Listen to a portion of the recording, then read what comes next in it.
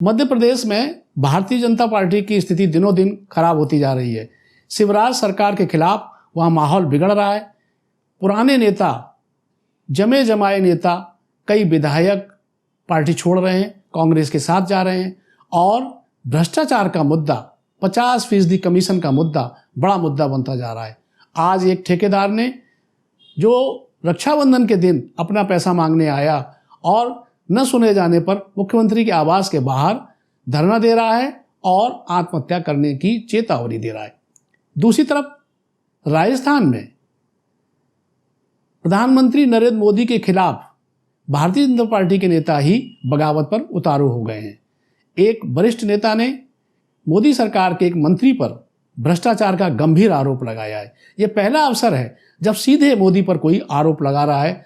ये शायद कर्नाटक और हिमाचल में भारतीय जनता पार्टी की हार का परिणाम है और ये जो 3 राज्यों में चुनाव जहां हार दिख रही है, मध्य प्रदेश, राजस्थान और छत्तीसगढ़, ये उसकी बुरी हालत का भी परिणाम है।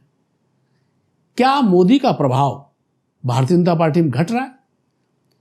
अगर 3 राज्यों में बीजेपी हारती है तो मोदी का जलवा कम हो जाएगा। सवाल यह है कि लगातार भाजपा के खिलाफ बगावत, मोदी के खिलाफ लोगों की उठती आवाज किस तरफ संकेत कर रही है। नमस्कार, मैं हूं उदय यादव, हिंदी वार्ता में आपका स्वागत है। भारतीय जनता पार्टी पहली बार अब उस दौर में पहुंचती दिख रही है जहां मोदी का पराभव शुरू होगा। एक समय ऐसा था जब प्रधानमंत्री मोदी सिर्फ एक ही बात हर जगह कहते थे कि देश को कांग्रेस मुक्त भारत बनाना है। कांग्रेस मुक्त भारत बनाते बनाते आज स्थिति यह है कि भाजपा मुक्त भारत की ओर देश बढ़ने लगा है। अगर आप दक्षिण भारत पर नजर डालें तो कर्नाटक की हार के बाद भाजपा अब कहीं नहीं है। आंध्र प्रदेश, तेलंगाना, उड़ीसा, बंगाल, यहां भाजपा नहीं है। महाराष्ट्र में भाजपा ये नहीं कह सकती कि उसकी सरकार है। एनसीपी और उद्धव ठाकरे शिवसेना को तोड़ने के बावजूद बड़ी असहज स्थिति में भारतीय जनता पार्टी है। मध्य भारत के ये 3 प्रदेश जिनका जिक्र हमने किया, राजस्थान, मध्य प्रदेश और छत्तीसगढ़, इन तीनों में भारतीय जनता पार्टी की बुरी हालत है। इन तीनों के जो बड़े नेता थे, रमन सिंह, वसुंधरा राजे और अब शिवराज सिंह, ये नरेंद्र मोदी के निशाने पर रहे हैं और शिवराज सिंह अब इस चुनाव में बुरी दशा को प्राप्त होते हुए लग रहे हैं। इसके बाद अगर आप नज़र डालते हैं तो कहाँ है भारतीय जनता पार्टी? भारतीय जनता पार्टी सिमट रही है और अगर भारतीय जनता पार्टी सिमटेगी तो मोदी का जलवा खत्म होगा और मोदी ब्रांड की चमक फीकी पड़ जाएगी।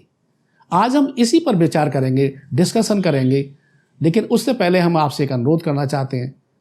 कृपया हमारे चैनल को सब्सक्राइब करें, लाइक करें और अपने अपने ग्रुप में जरूर डालें। प्रधानमंत्री मोदी के लिए इन 3 राज्यों में जीतना बेहद जरूरी है। चुनाव तो 5 राज्यों में हो रहा है, लेकिन ये जो 3 राज्य मध्य भारत के, अगर यहां से भारतीय जनता पार्टी हारती है तो मोदी के गिरावट का दौर शुरू हो जाएगा। उनका जो ब्रांड है, उनका जो जलवा है कि वो जो चाहते हैं वही होता है। भारतीय जनता पार्टी में भी आज किसी के बोलने की स्थिति नहीं है। वो शायद प्रभावित हो और मोदी जी बैकफुट पर जाए।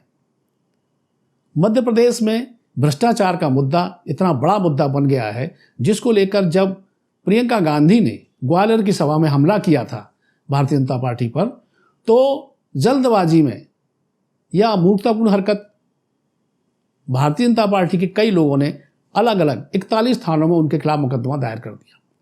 उन्होंने मुद्दा उठाया था कि जो सरकारी ठेकेदार हैं वे ये आरोप लगाते हैं कि 50% कमीशन दो तब काम होगा। इसको लेकर भारतीय जनता पार्टी ने विरोध जताया, कहा यह सरकार को बदनाम करने की कोशिश है।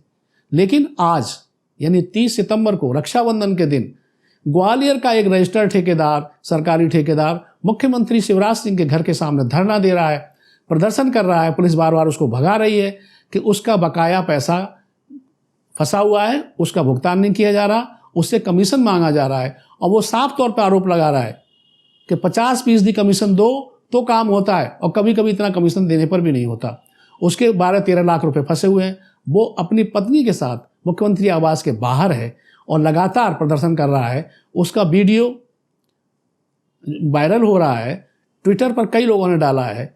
इस प्रदर्शन को देखकर मध्य प्रदेश कांग्रेस के वरिष्ठ नेता अरुण यादव ने ट्विटर पर बाकायदा लिखा है कि 50% कमीशन की ये सरकार, इस पर भी ध्यान दे, प्रदेश भ्रष्टाचार में फंसा हुआ है।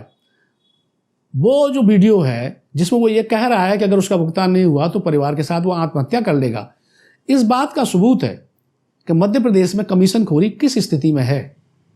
सुबह से हम लोग बैठे हुए हैं और कोई सुनवाई नहीं है किसी भी प्रकार की। और देखिए कितनी धूप में बैठी हुई है मेरी पत्नी, कोई सुनने वाला नहीं है, कोई अधिकारी नहीं है। 18 महीने हो चुके हैं, मुख्यमंत्री जी को आवेदन दिए हुए 4 महीने हो गए हैं और बकायदा इस तरीके से बुलाया जा रहा है, कहा जा रहा है लाडली बहना योजना के लिए तुम्हारे पास पैसा कहां से आ रहा है, हमारा भुगतान क्यों नहीं कर रहे हैं आप, बताइए आप हैं। और जिस तरीके से हम लोगों को भगा दिया जाता है, ये लाडली बहना के लिए आपके पास पैसा कहां से आ रहा है, हम ठेकेदारों का भुगतान क्यों नहीं हो रहा है, बताइए। हम दोनों आत्महत्या करेंगे आज और प्रशासन भी देखेगा खुलेआम हम जिस तरीके से। और दूसरी तरफ मध्य प्रदेश भारतीय जनता पार्टी अपनी पहली लिस्ट जारी कर चुकी है प्रत्याशियों की। 39 प्रत्याशी घोषित किए गए हैं, उनमें कई हारी हुई सीटों के प्रत्याशी भी हैं और ये कहा गया है कि ये हमारा मास्टर स्ट्रोक है। हम पहले प्रत्याशी इसलिए घोषित कर रहे हैं ताकि लोगों को अपने क्षेत्र में अधिक काम करने का अवसर मिले, लेकिन उसको लेकर भी भारी नाराजगी है। कई लोग पार्टी छोड़ रहे हैं। हालत ये है कि मध्य प्रदेश भारतीय जनता पार्टी इस समय 3 गुटों में बटी हुई है। लोग कहते हैं कि वहाँ 3 भारतीय जनता पार्टी हैं, महाराज भारतीय जनता पार्टी, नाराज भारतीय जनता पार्टी और शिवराज भारतीय जनता पार्टी, और तीनों गुटों में कोई तालमेल नहीं है। माधवराव सिंधिया के बेटे ज्योतिरादित्य सिंधिया जिस उम्मीद के साथ 22 विधायकों को लेकर के कांग्रेस की सरकार गिरा करके भारतीय जनता पार्टी में शामिल हुए थे, सरकार का हिस्सा बने थे, अब वहां उनकी स्थिति बेहद खराब है। उनके लोग वापस कांग्रेस की तरफ जा रहे हैं और वे असहाय देख रहे हैं। उनको कोई पूछ नहीं रहा, किसी कमेटी में उनको शामिल नहीं किया केंद्रीय नेतृत्व ने।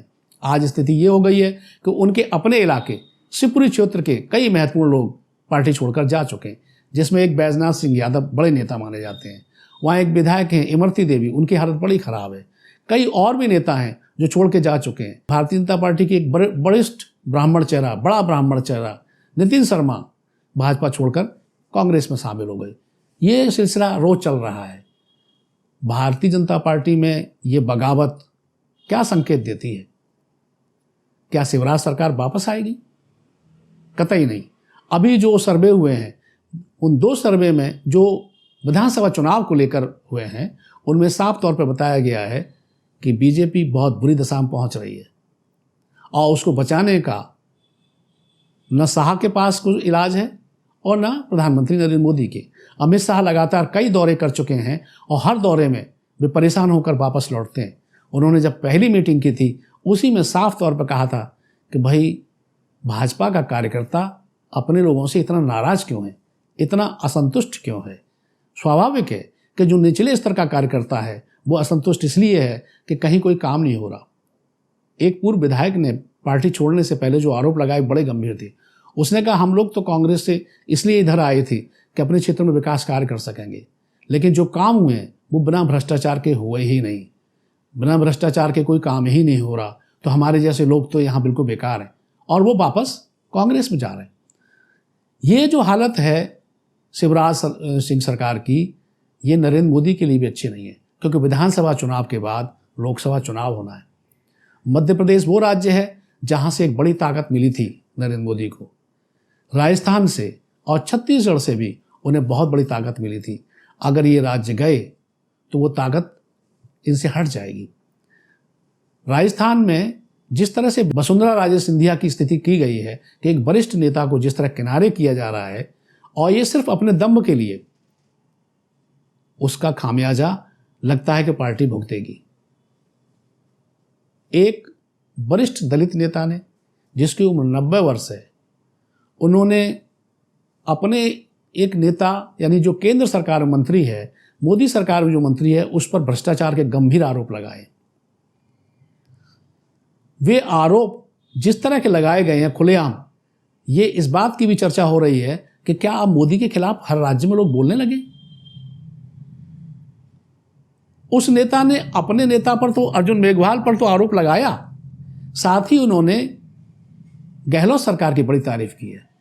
उन्होंने कहा कि हमारे शहर में, हमारे जिले में उन्होंने विकास का जितना काम किया है इससे पहले कभी नहीं हुआ।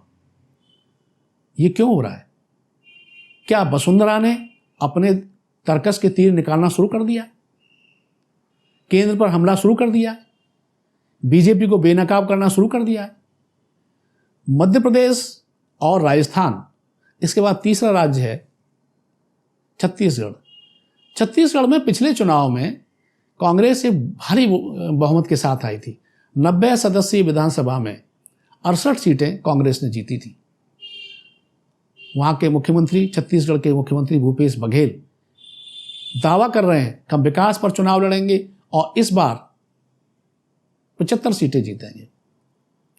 ये दावा वो जितने आत्मविश्वास के साथ कर रहे हैं, उतनी ही कमजोर सामने भारतीय जनता पार्टी दिखाई देती है। वहां भी उम्मीदवारों की एक सूची जारी की गई है, लेकिन उस सूची से बीजेपी के अंदर असंतोष बढ़ गया है। कई दावेदार जो ये उम्मीद लगाए बैठे थे कि इस बार उन्हें चुनाव में अवसर मिलेगा, उनका टिकट कट गया। रमन सिंह किनारे हैं, उन्हें कोई पूछ नहीं रहा।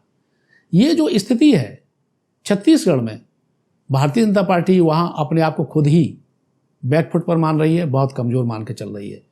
जो बाकी दो राज्य हैं, मध्य प्रदेश और राजस्थान, इनमें जो बगावत है, इतनी पार्टी के अंदर जो असंतोष है अपने केंद्रीय नेतृत्व के खिलाफ, प्रादेशिक नेतृत्व के खिलाफ, वो अगर थमा नहीं तो चुनाव में बीजेपी को बहुत बुरी मात खानी होगी। 3 राज्यों से अगर भाजपा साफ हो जाती है तो आप ये सोचें कि पूरे नक्शे पर अगर आप देखेंगे तो भारतीय जनता पार्टी फिर कहाँ दिखाई देगी। ये चिंता का सवाल है भारतीय जनता पार्टी के लिए, नरेंद्र मोदी खेमे के लिए, अमित शाह के लिए, क्योंकि जब राजस्थान से अपने एक मंत्री पर आरोप लगता है, इससे पहले गजेंद्र सिंह शेखावत पर भ्रष्टाचार के आरोप लगे ही हैं, वो भी केंद्रीय मंत्री हैं। ये आरोप पहले इतने खुलकर नहीं लगते थे जितने अब लगाए जा रहे हैं। भारतीय जनता पार्टी की लगातार बगावत, बढ़ता असंतोष और निरंतर होते सर्वे ये बताते हैं कि स्थिति भारतीय जनता पार्टी की बहुत बुरी होने जा रही है। आज वो समय है जब कल इंडिया और एनडीए, इन दोनों की बैठक मुंबई में होगी। दोनों ही सत्ता पक्ष और विपक्ष एक ही जगह मंथन करेंगे। उस मंथन में शायद एनडीए इस बात पर भी विचार करे कि भारतीय जनता पार्टी के अंदर यह असंतोष कैसे दबाया जा सकता है। लेकिन जनता अब सड़क पर है।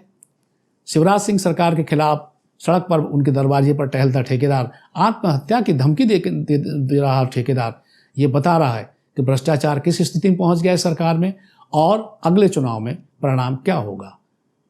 यह था हमारा विश्लेषण। आपको कैसा लगा जरूर लिखें कमेंट बॉक्स में।